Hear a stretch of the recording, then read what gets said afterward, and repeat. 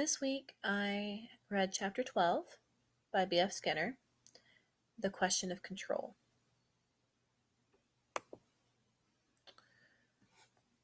Behaviorism suggests that a person's behavior is controlled by his genetic and environmental histories, rather than by the person himself as an initiating creative agent, but no part of the behavioristic position has raised more violent objection. This is due to the fact that, as people, we insist on an idea of free will, and it makes us very nervous when we think that we are being controlled by others. The idea that we must be a puppet or have free will only. The truth is that human behavior is a type of control. It is natural that an organism should act to control the world around. What he achieves is essential to survival and the survival of the species. The fact that we are able to control our environment leads to our success as a species. Science and technology are the results of such behavior and its processes. Control is part of life, and only the controlling conditions can be changed.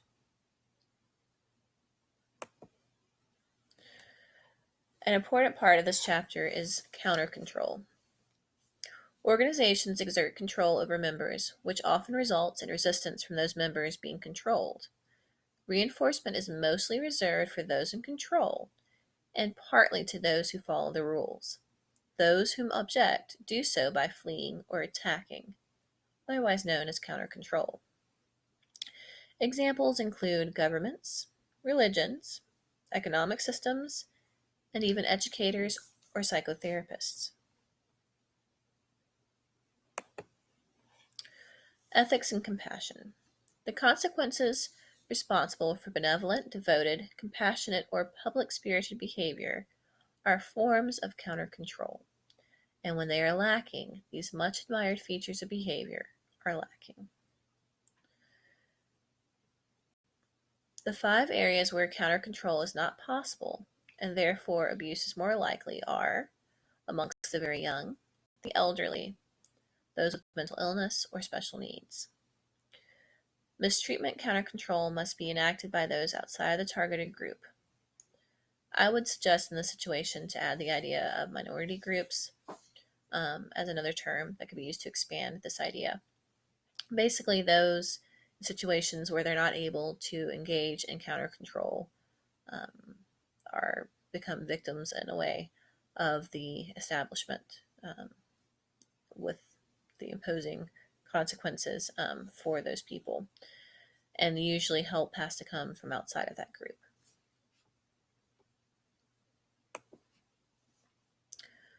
The reasons we treat one another well.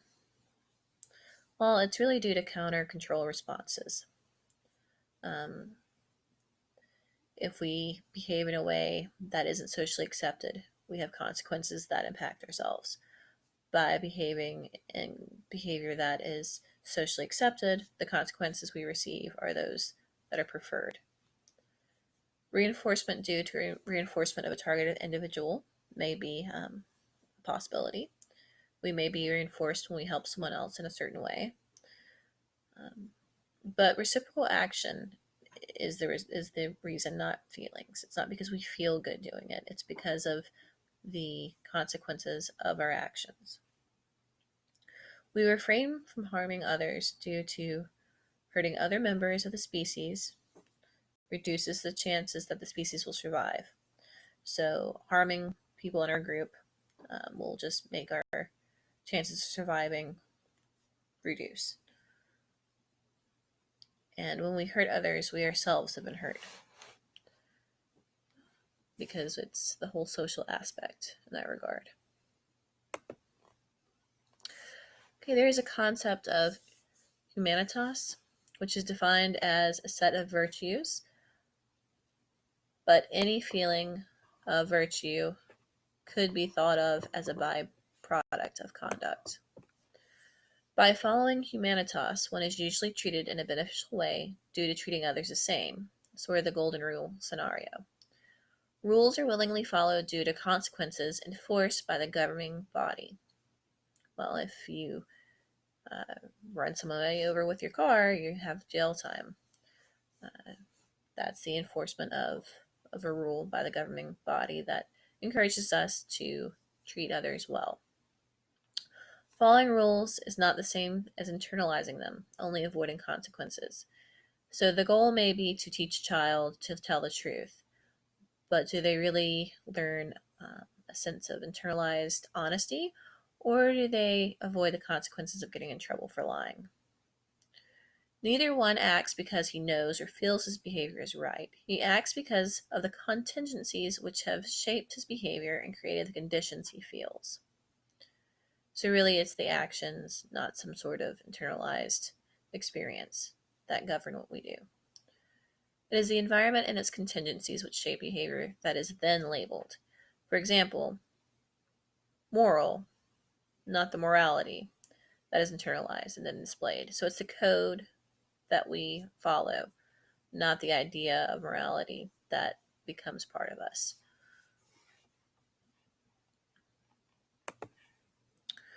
Mankind versus animal. Man is said to be superior to other animals because he has evolved a moral or ethical sense. In truth, it is a social environment with behavioral contingencies and established governing bodies that deal out consequences that make us different from animals, insofar as we know. That is our social atmosphere and the rules that we've created with contingencies that set us apart from other animals.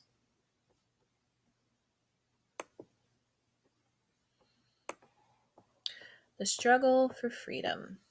By learning to respond in ways that ensure preferred consequences with regards to physical and social environment, humans are free to then create and pursue such reinforcing activities as the arts, sciences, and social relations. Once we have figured out a way to interact successfully with our natural environment and then our social environment, um, we are able to succeed in evolutionary terms as far as being able to live, reproduce, and also once we've navigated our social environment, we are reinforced for correct behavior. Once we've gotten all that down, then we can turn to things that are personally reinforcing, such as arts, sciences, and social relations.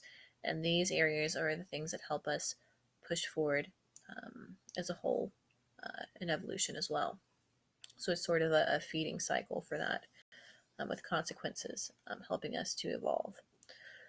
Feeling free is an important hallmark of a kind of control, distinguished by the fact that it does not breed counter control.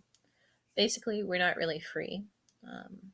The best type of control, as far as the one that works without a lot of counter control, are the ones where we feel that we aren't being controlled. But the truth is, all behavior is control. A government is successful at reducing counter control when it uses positive reinforcement to achieve its ends instead of punishment.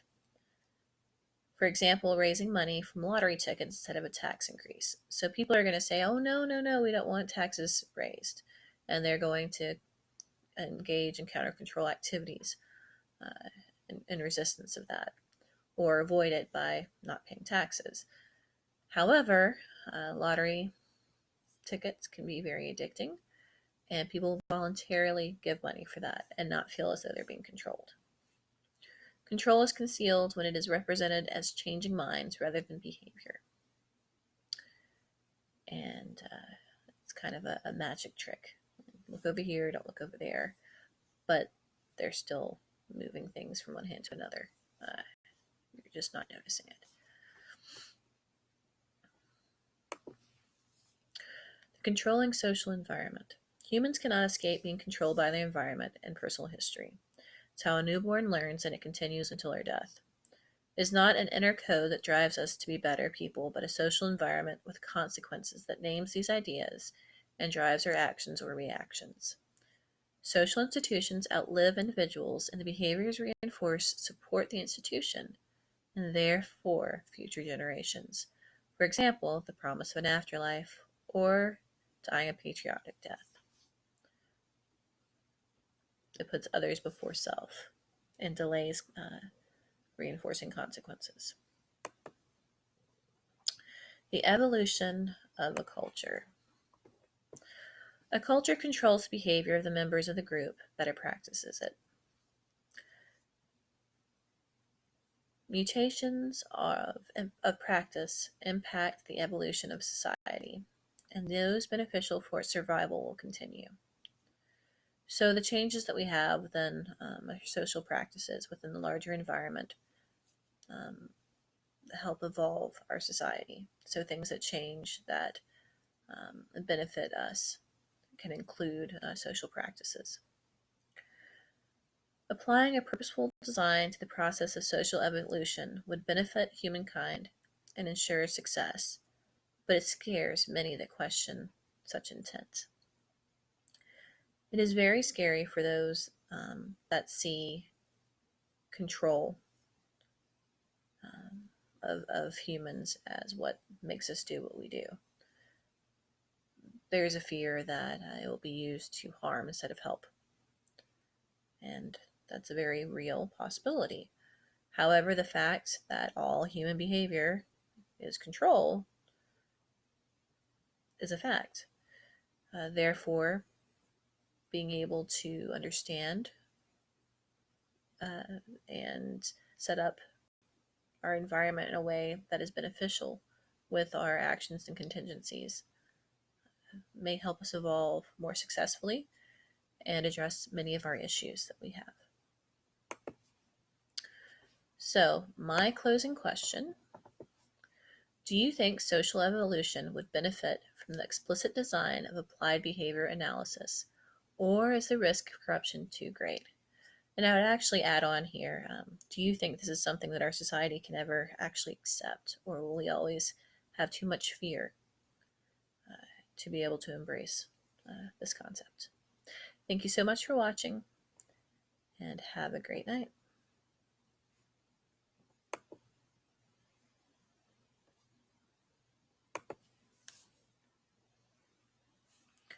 Did I seriously just do that? Oh my gosh.